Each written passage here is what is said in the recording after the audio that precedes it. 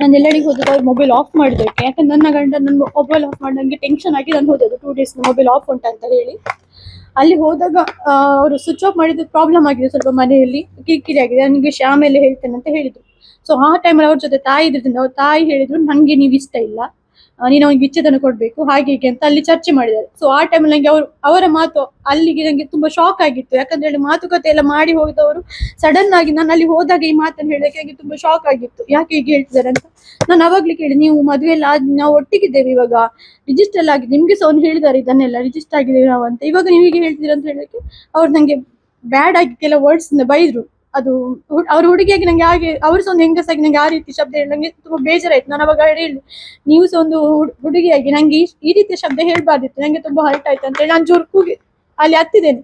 ಅವಾಗ ಇವಾಗ ಸುದೀಪ್ ಬಂದು, ಇಲ್ಲಮ್ಮ ಈ ಟೈಮಲ್ಲಿ ಅವ್ರಿಗೆ ಹೀಗೆಲ್ಲ ಹೇಳ್ಬೇಡ, ಅವಳು ಟೆನ್ಷನ್ ಇಂದ ಅಲ್ಲಿಂದ ಇಲ್ಲಿಗೆ ಬಂದಿದ್ದಾಳೆ, ಸೊ ಬೇಡ ಇವಾಗ ಅವಳು ಕುತ್ಕೊಳ್ಳಿ ಗಾಡಿಯಲ್ಲಿ, ನಾನು ಬಿಡ್ತೇನೆ ಅವಳನ್ನ ಅಂತ ಹೇಳಿ ಗಾಡಿಯಲ್ಲಿ ಕೂರಿಸ್ಲಿಕ್ಕೆ ಹೇಳಿ ಹೋಗಿದ್ದಾರೆ. ಆಗ ಅವ್ರ ತಾಯಿ ಹೇಳಿ, ಅವಳು ಬರೋದಾದ್ರೆ ನಾನು ನಿನ್ ಜೊತೆ ಗಾಡಿಯಲ್ಲಿ ಬರುದಿಲ್ಲ ಅಂತ ಹೇಳಿ ಅಲ್ಲಿ ಹಂಗೆ ಮತ್ತೆ ಕಿರಿಕಿರಿ ಮಾಡಿದ್ರು.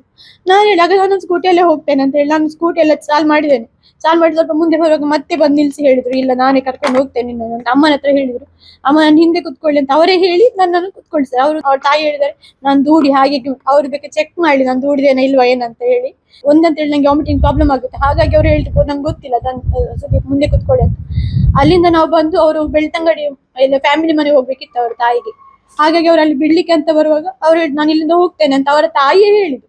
ಅದಕ್ಕೆ ಅವ್ರು ಅಲ್ಲಿಂದ ಆಟೋ ಮಾಡಿ ಅವರನ್ನ ಕಳಿಸಿದ್ದಾರೆ. ಇಲ್ಲ ಗಲಾಟೆ ಏನಾಗ್ಲಿಲ್ಲ, CCTV ಚೆಕ್ ಮಾಡಿ, ಅವ್ರೇನು ಬೈದಿದ್ದೇನೆ ಹೊಡೆದಿದ್ದೇನೆ ಹಾಗೆ ಹೀಗೆ ಅಂತ ಹೇಳಿದ್ದಾರೆ.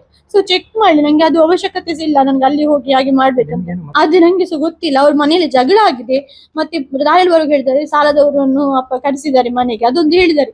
ಇನ್ನೊಂದು ವಿಷಯ ಆಗಿದೆ, ನಾನು ನಿಮ್ಗೆ ಹೇಳ್ತೇನೆ ಅಂತ, ಬಟ್ ನಾವು ಮೊದಲು ಮದುವೆ ಆಗುವಂತ ಹೇಳಿದ್ದಾರೆ.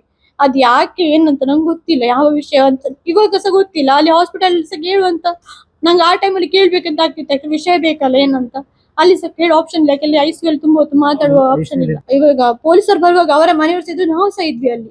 ಸ್ವಲ್ಪ ಟೆನ್ಷನ್ ಆಗಿತ್ತು, ಸೊ ಬೇಜಾರಾಗಿತ್ತು ನಂಗೆ, ಅದಕ್ಕೆ ನಾನು ಪಾಯ್ಸನ್ ತಗೊಂಡಿದ್ದೇನೆ ಅಂತ ಸ್ಟೇಟ್ಮೆಂಟ್ ಕೊಟ್ಟಿದ್ದಾರೆ. ಅವರೇ ತಗೊಂಡಿದೆ ಅಂತ ಹೇಳಿದ್ದಾರೆ. ನಮ್ಗೆ ಪೊಲೀಸ್ ಬಂದು ನಾವು ನಮ್ ಜೊತೆ ಹೇಳಿದ್ದಾರೆ, ಅವರ ಮನೆಯವರು ಸಹ ಒಟ್ಟಿಗೆ ನಿಂತೆ ಹೇಳಿದ್ದಾರೆ. ಅದು ಅಲ್ಲಿ CC ಕ್ಯಾಮರಾ ರೆಕಾರ್ಡ್ ಆಗಿರುತ್ತೆ, ಅವ್ರು ಪೊಲೀಸರು ನಮ್ ಜೊತೆ ನಿಂತ್ಕೊಂಡು ಮಾತಾಡಿದ ವಿಷಯ ಎಲ್ಲ.